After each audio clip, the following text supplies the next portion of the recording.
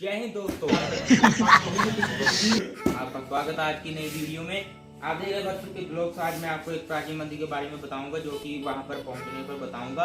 अगर मैंने यहाँ पर ही बता दिया तो आपका इंटरेस्ट खत्म हो जाएगा। और यह पीछे खड़ी है मेरी प्यारी सी गाड़ी, जिसको अभी मैंने धोकर चमकाया है। तो आप मिलते हैं मंदिर।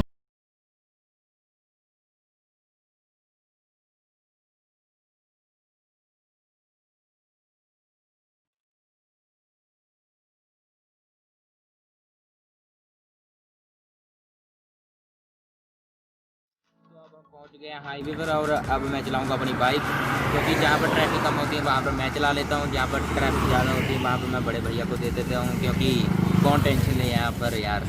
और अब मैं चला रहा हूँ बाइक, नज़ारे कहेंगे फुल।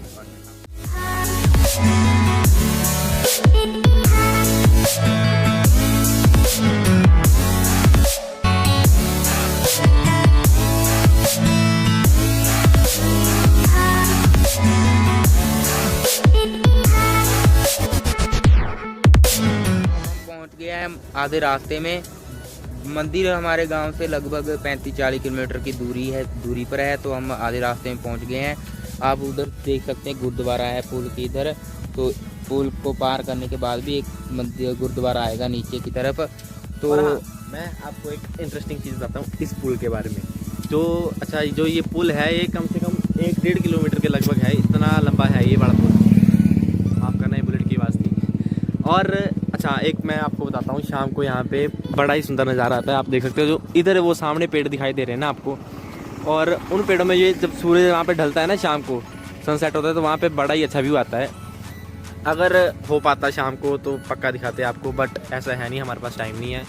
और फिलहाल अभी इसने बोला है कि हम जाएंगे अपनी मौसी के घर।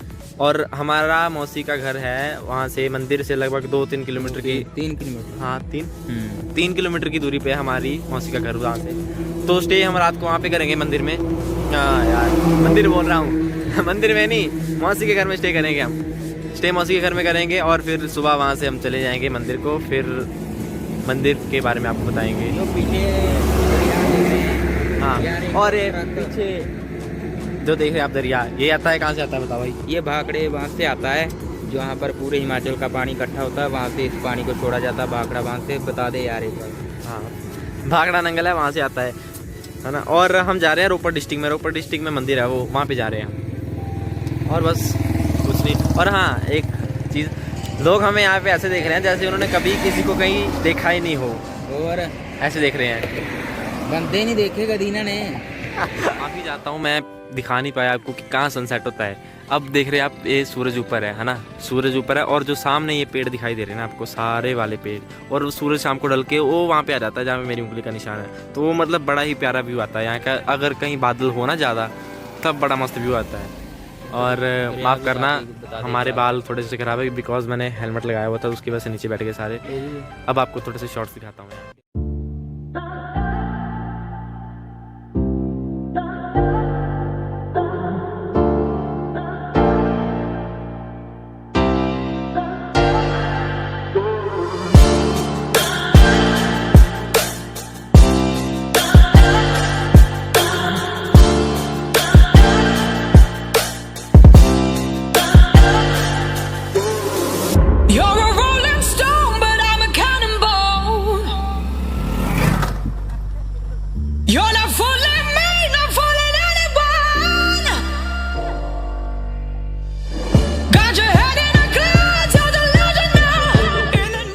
मासी के घर झांडियाँ।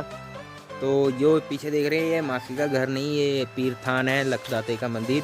तो मैं थोड़ा सा आपको व्यू दिखा देता हूँ, जहाँ पर हम घूमने आए मासी के यहाँ।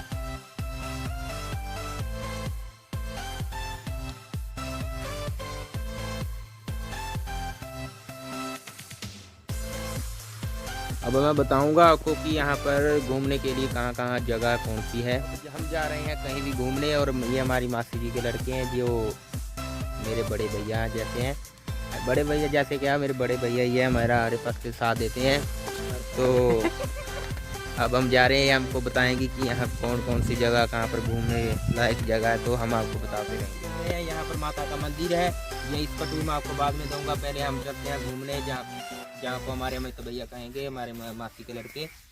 इनका चेहरा अभी दिख नहीं रहा होगा आपको, तो बाद में दिखाता हूँ मैं। आगे आप डैम की तरफ घूमने चलते हैं, आपको डैम दिखाता हूँ मैं आगे। ये रांझा यहाँ पर अपनी मज्जियाँ चराता था, वो रांझे को मिल गई थी हीर, वो भाग गया, लेकिन उसकी मज्जियाँ यहाँ पर ये अभी भी तड़पती हैं घास के लिए। ये देखिए इस मज्जी का आगे बच्चा भी हो गया है, रांझा अभी तक नहीं मुड़ा। ये बच्चा गाय का बच्चा है, मज्जी का बच्चा नहीं है। इस प्राचीन मंदिर की हम बात कर रहे थे, जो घर में की थी इसने बात, छोटे भाई ने मेरे ने, वो हम आपको कल दिखाएंगे, आज नहीं दिखाएंगे। आज हम अपनी मासी के गांव में घूम रहे हैं। मेरे पीछे देख रहे हैं ये माता का मंदिर है। एक माता का मंदिर पीछे था जिसका मैंने पहले जिक्र किया था, ये दूसरा माता का मंदिर है। तो अब हम जा रहे हैं डैम की तरफ, आगे की तरफ डैम है, आपको मैं वहाँ का रास्ता बताता हूँ। ये देखिए कहते हैं डीसी की तरफ।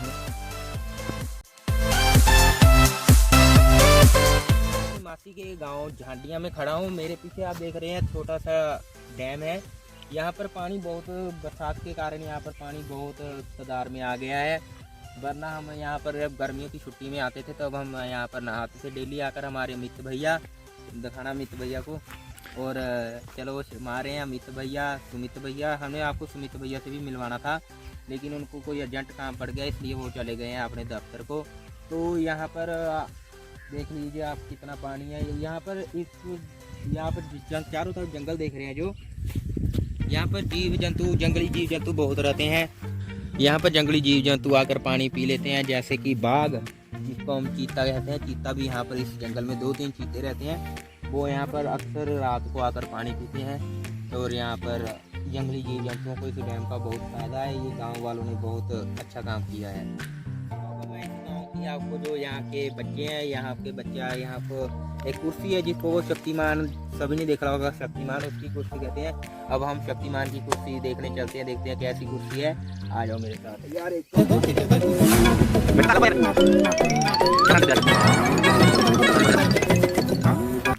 देखिए आप देख रहे हैं कितना अच्छा व्यू आ रहा है इस जंगल का।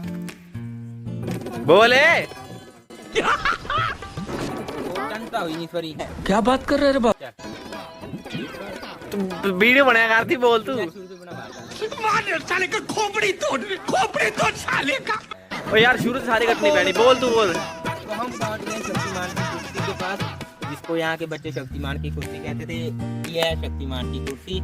यहाँ पर रात सुबह बच्चे आकर शक्तिमान खेलते हैं, रात को आकर यहाँ पर टक चलते हैं। एक और नया दिन, एक और नई शुरुआत। अभी हैं हम अपनी मौसी जी के घर में।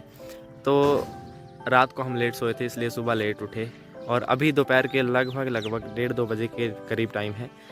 तो अब हम जा रहे हैं उस मंदिर में जहाँ की बात मेरे छोटे भाई ने की थी, जो कि एक प्राचीन मंदिर है।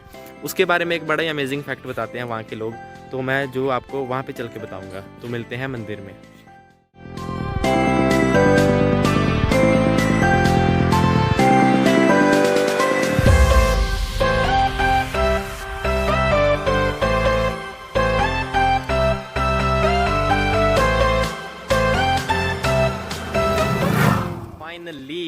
हम नहीं पहुंचे अभी मंदिर में, हम अभी गुरुद्वारे में। तो इसके बाद हम मंदिर में जाएंगे।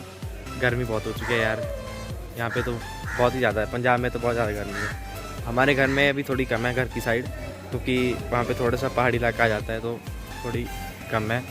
तो अब हम जा रहे हैं सामने बाबा खड़क सिंह जी की चौकी है। हाँ, खड़क सिंह जी की चौकी है बाबा जी की वो। और जो ये पीछे है, ये बाबा ज्वार सिंह जी की चौकी है।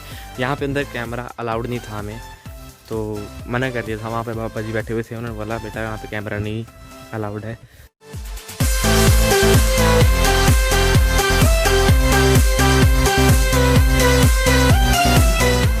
तो ये है गुरुद्वारा, जहाँ पे श्री गुरु ग्रंथ साहिब जी विराजमान है।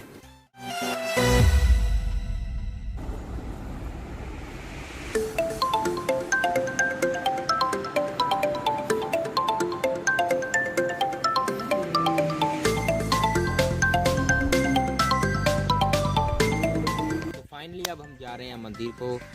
यार सॉरी, पहले तो मुझे माफ़ करना, क्योंकि मैं मंदिर जाने के लिए मैं बहुत लेट हो गया, इसलिए मुझे माफ़ करना। लेकिन अब हम सीधा मंदिर में जाएंगे। और आप मेरे पीछे देख रहे हैं बादल, बारिश का मौसम हो गया, मैं जल्दी करेंगे, फिर हमने घर भी पहुंचना। अगर बारिश लगी तो सारा काम अब सेट हो जाएगा। तो अब हम सीधा मिलते हैं मंदिर में। फाइनली अब हम पहुंच चुके हैं उस मंदिर में जिसकी बात मेरा छोटा भैया स्टार्टिंग से कर रहा था, घर से कर रहा था। अभी सच्ची में पहुंच चुके हैं हम मंदिर में, देखो आप। तो हम फाइनली पहुंच गए उस मंदिर में, श्री जटेश्वर महादेव मंदिर जटवाहड़। इस गांव का नाम जटवाहड़ है और मंदिर का नाम है जटेश्वर। तो आओ चलते हैं मंदिर के अंदर।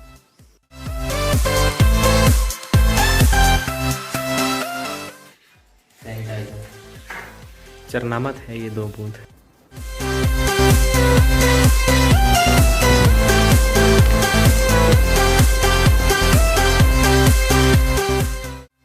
तो जैसा कि आप देख रहे हैं कि हम मंदिर के अंदर बैठ गए हैं। मंदिर अंदर से देखने को बहुत खूबसूरत है और हमारे मित्र भैया बैठे हैं और हर्षु भैया आपको इस मंदिर के मिथ के बारे में बताएंगे, जरा सुनिए। ठीक है।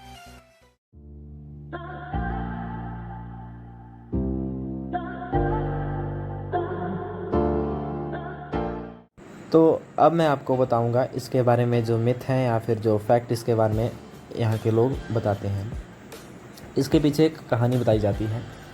तो सन 1800 की बात है, जब ये मंदिर नहीं था उस समय जो ज़मीन थी ये खेती के काम आती थी, खाली ज़मीन थी ये। तो ये यहाँ पे एक किसान था जो अपने बैलों के साथ खेती करता था, हल चलाता था अपने खेतों में। तो हल का जो निचले वाला हिस्सा होता है लोहे का, वो यहाँ पे शिवलिंग के ऊपर लगा था, कट लग गया था यहाँ पे, आप देख सकते हो। तो फिर जब खुदाई की गई तब यहाँ पे शिवलिंग पाया गया नीचे। और अब ये छोटा दिखाई दे रहा होगा आपको, क्योंकि अब देखो यहाँ पे आप सारी तरफ टाइलिंग हो गई है और ये चांदी की कोटिंग हुई है, तो इसलिए छोटा दिखाई दे रहा है।